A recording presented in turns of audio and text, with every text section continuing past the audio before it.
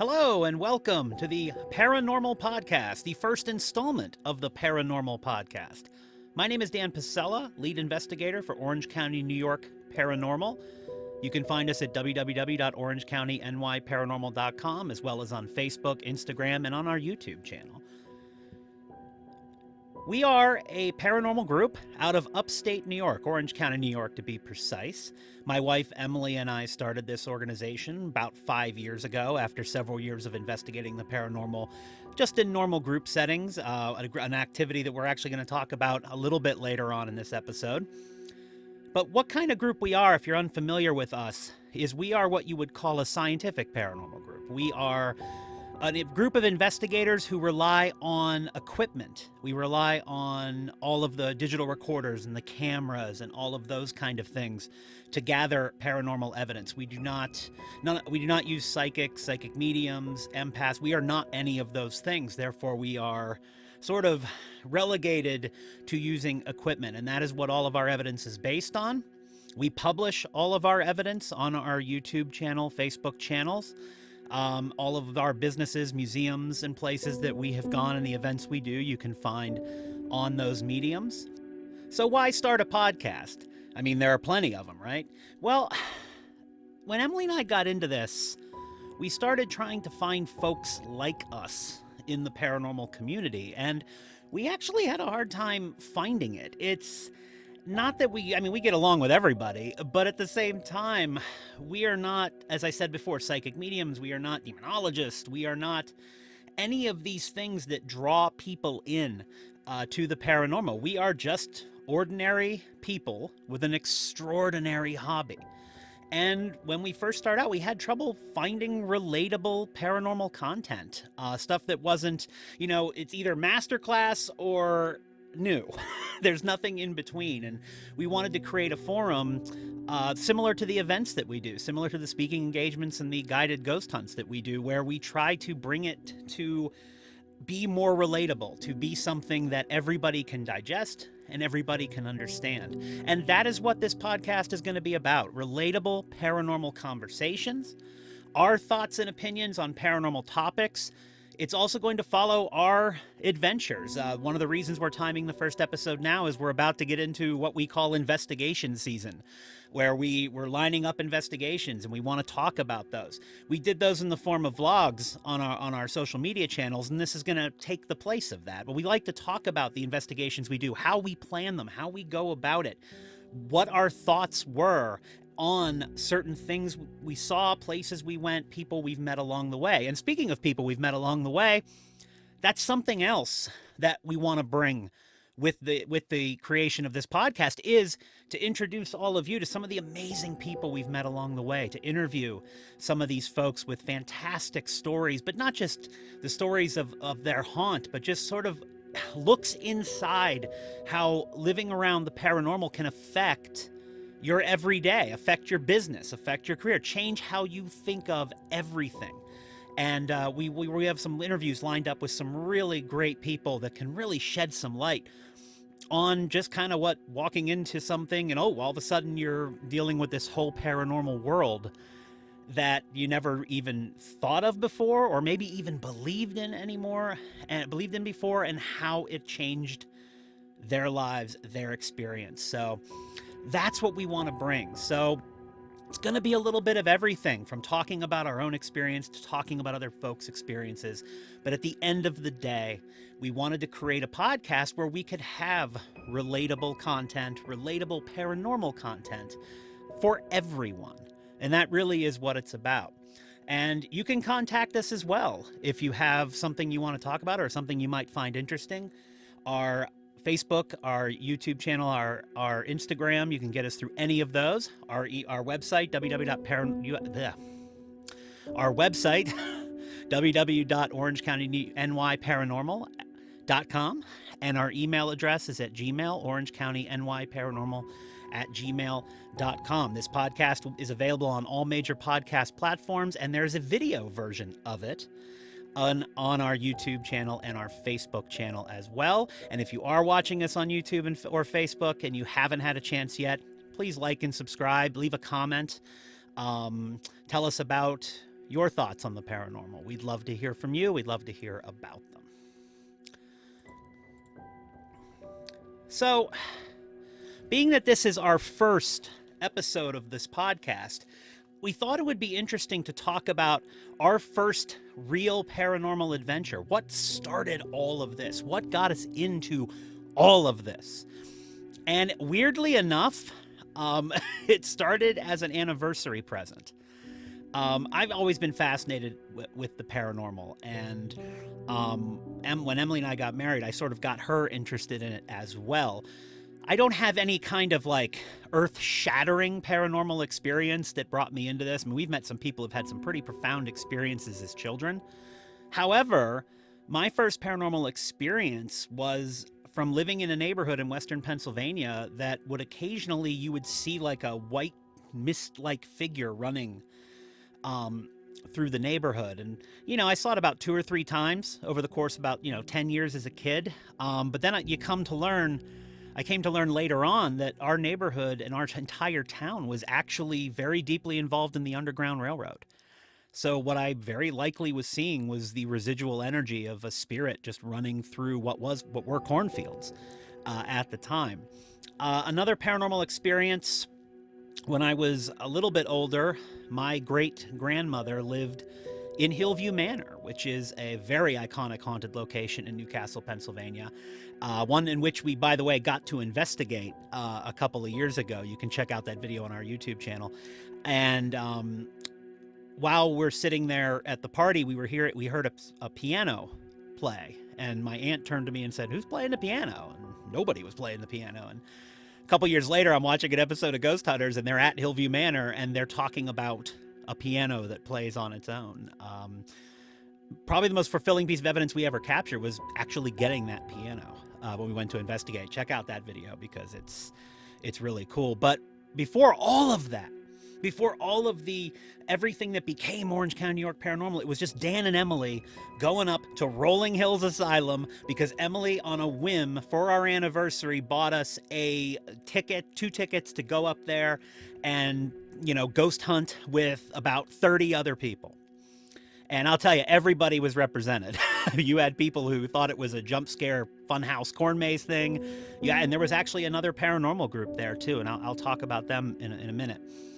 But the idea being was, when you do this, when you investigate the paranormal, you don't know until you know whether you're going to run toward it or away from it when it happens.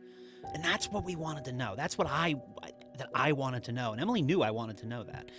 And I was sitting in a dark hallway, pitch black, in the second floor of Rolling Hills Asylum up near Rochester, New York, and something grunted in my ear, and I ran after it. And I ran toward it, not away from it, and that's how our entire paranormal journey began.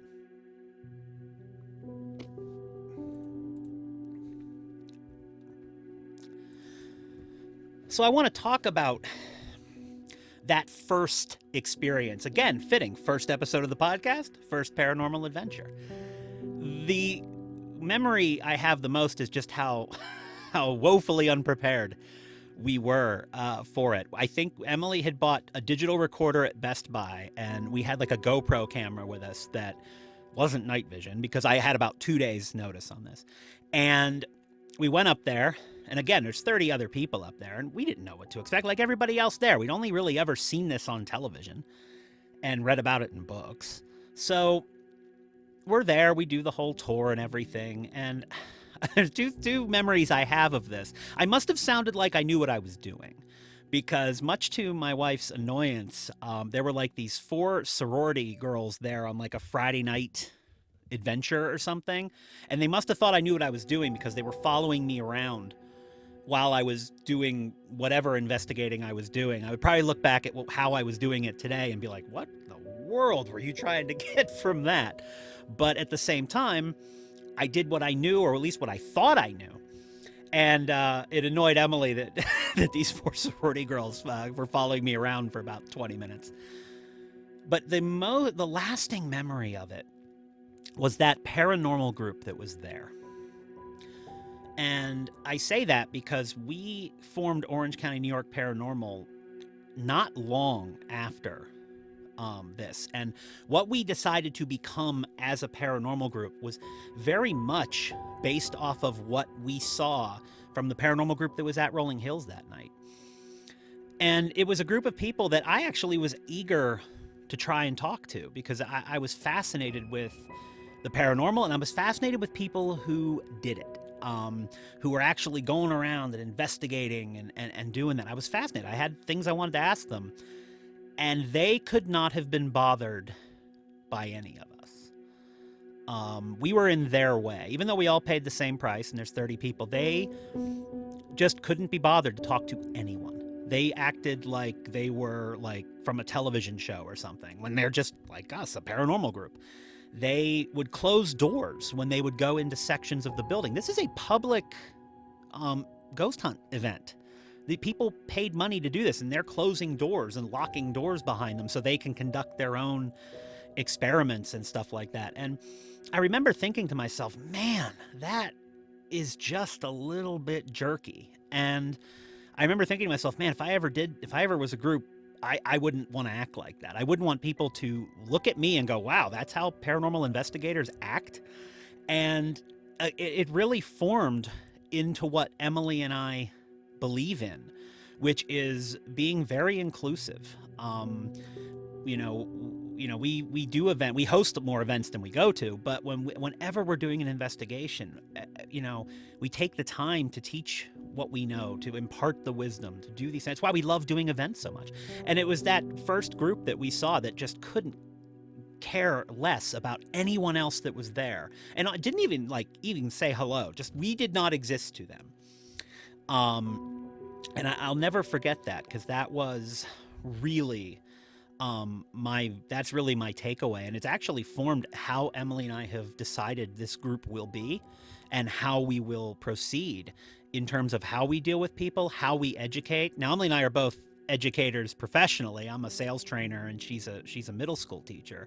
So I guess education and imparting knowledge is part of just how we're built. But either way, between the sorority girls following me around and the paranormal group wanting nothing to do with anybody, it just kind of cemented that, there's a lot of different people with a lot of different interests here. And we definitely wanted to be the kind of people that would be okay with people following us around, even now that we know what we're doing, because boy, did we not know what we were doing then. I remember leaving my backpack in different rooms. I remember leaving equipment in different rooms. I remember tripping over everything. And honestly, many years later, I that still can be an issue. Walking around in the dark, you never quite get great at it. In some places we investigate some of the stuff like museums. It's really a problem because you're dealing with priceless stuff. But walking around there in the pitch black and then coming back to my office where I'm sitting right now and reviewing what we saw. Remember, back then we had 2 digital recorders and a GoPro that picked up basically just black because there's no light. And I remember sitting here and listening for anything and not really knowing, now I have a system. Then I did not. And, the elation when I did catch something, and we'll talk about the first piece of evidence we ever captured in a few minutes here. But it was that whole experience of learning that we're going to run toward it, not away from it, that started this chapter in our lives and made the paranormal such a huge part of it, and really kicked off this journey that has been so rewarding in so many ways. And that, again, is part of why we wanted to start this. We want to share what we've learned, the places we've been.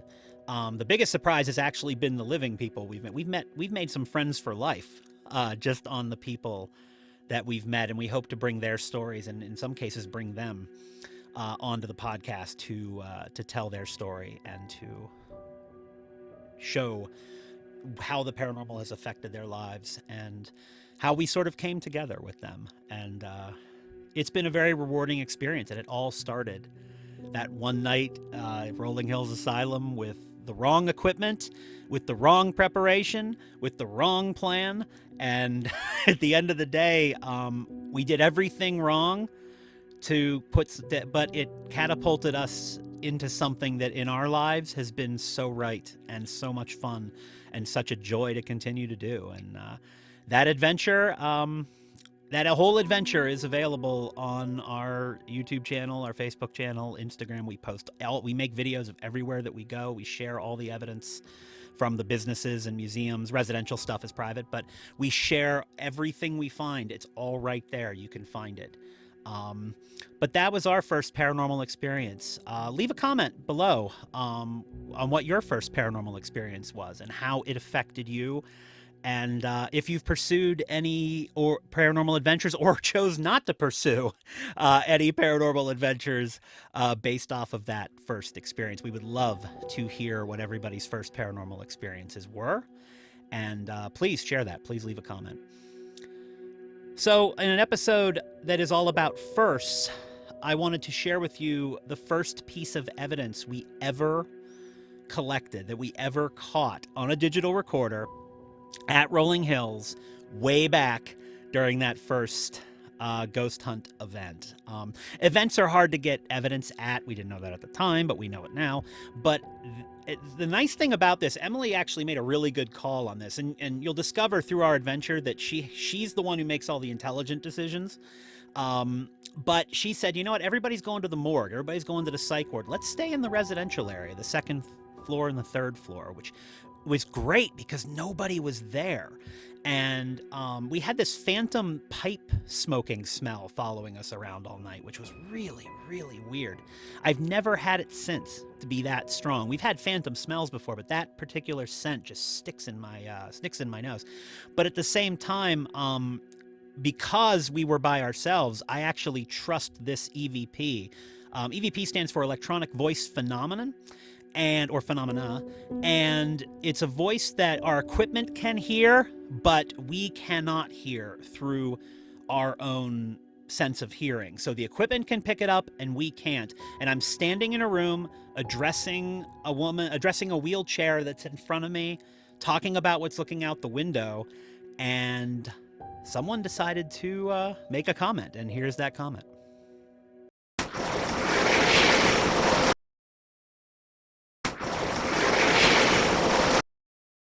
And that was great. Look at you. 3 words that launched the adventure that this became. We continued to do group events for a while after that. And then Emily and I kind of just said, you know what? Let's do it ourselves.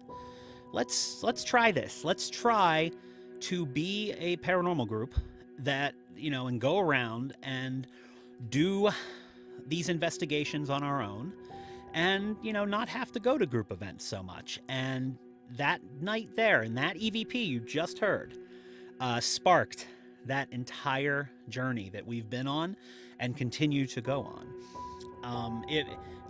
Let us know in the comment section if you've done one of these ghost hunt events and if you caught evidence. And please share anything you've caught, any pictures you take, because that can really be a life change. You think you're going just for it's something to do on a Friday night, haunted asylum, and then something happens that just changes your life.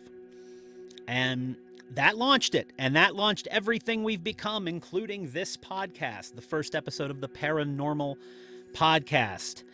Be on the lookout for more episodes to come. We're going to be talking about our upcoming investigations. We've got a whole spring, summer, and fall loaded with them. We're going to bring on people to interview, and we'll talk about their story. So it won't just be me yammering at you for the duration of every episode, but at the same time, it's all about keeping the conversation relatable. It's all about keeping the paranormal conversation for everyone. Because, as I said before, Emily and I were just ordinary people with an extraordinary hobby, and we're looking forward to continuing to share that extraordinary hobby with all of you. And from there, we have continued to go on. We continue to investigate, and our first foray into the paranormal may have seemed strange to a lot of people. Starting a YouTube channel was strange to a lot of people. So is starting a podcast. It's all perception, really, right? If the last few years have taught us anything, it's that strange to us is perfectly normal. Thanks for tuning in. We'll see you next time. Take care.